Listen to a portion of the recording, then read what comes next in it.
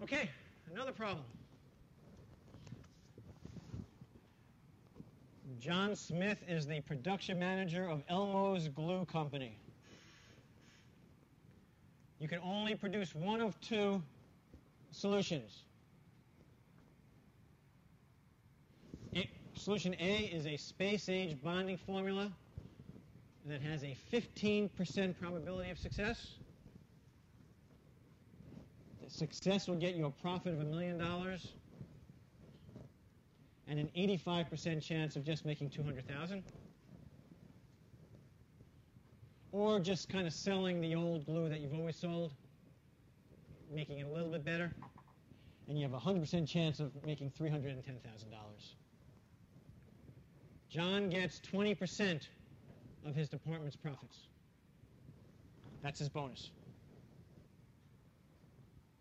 John gets to choose. It's decentralized. Assume that John is more risk averse than Elmo's management. What would his choice be? Well, do the math. Did you do the math already? Huh? So you weren't listening to me.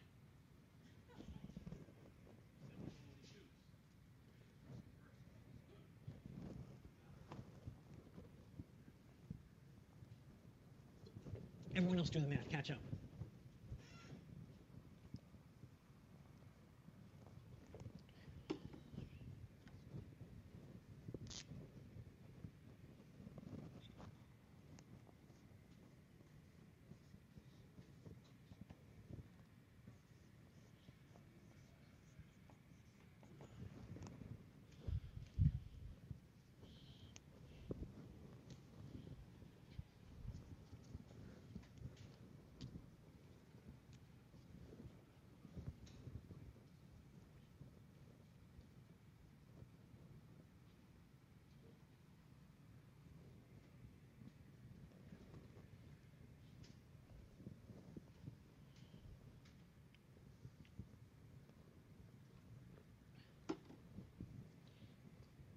How many of you have heard of net expected value? That's the game here. What's the net expected value for the company for B? 100% times 310,000 is 310,000, right? What's the net expected value of A? It's 0.15 times 1,000,000 and 0.85 times 200.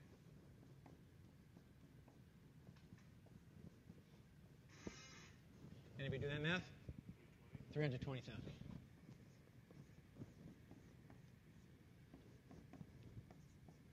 And let's think about it from John's perspective. In the second solution, he gets 20% of 310, right? So $62,000 bonus. And in the first case, he either gets a $200,000 bonus at 15% or an 85% chance of a $40,000 bonus. Right? Is that right? Yep. Assuming that John is risk averse, he'd probably go for this, to burn the hands worth two in the bush. Sure, he can get low probability, but he can get 200,000. The company probably would like to test this one out, assuming that they have other projects on the line. $10,000 is immaterial, but it's still higher. And if things work out, they have a new $1 million business. Right? So the example is a little bit skewed because of the numbers. You're right about that. But you're right, 10,000 is immaterial. But still, the company would probably want to go for this high-risk alternative John may not be as, he has mortgage payments and other things that, he'd like to know his 60,000 is coming.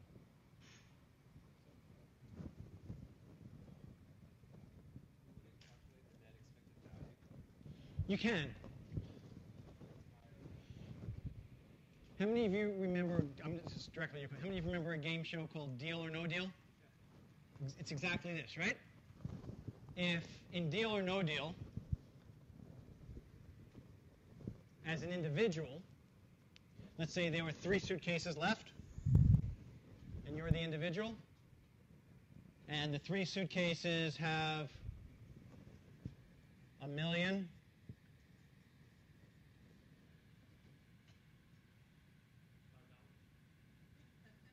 $5 and a penny, and they offer you 300,000. Okay, which is below the net expected value of this, but they offer you 300,000.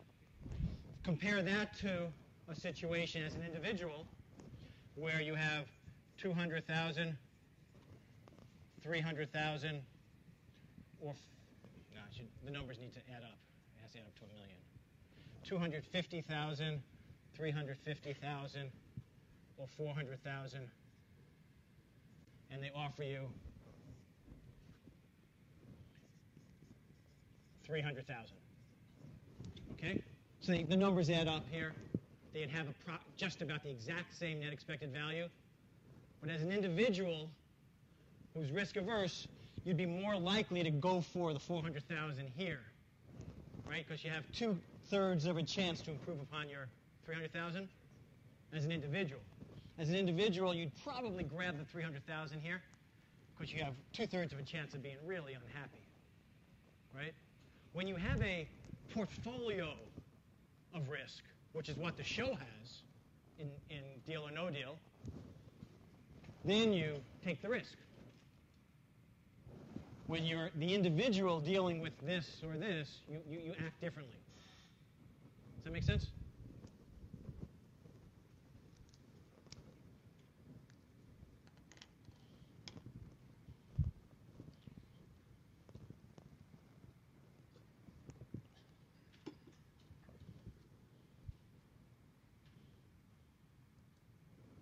So, these are the questions.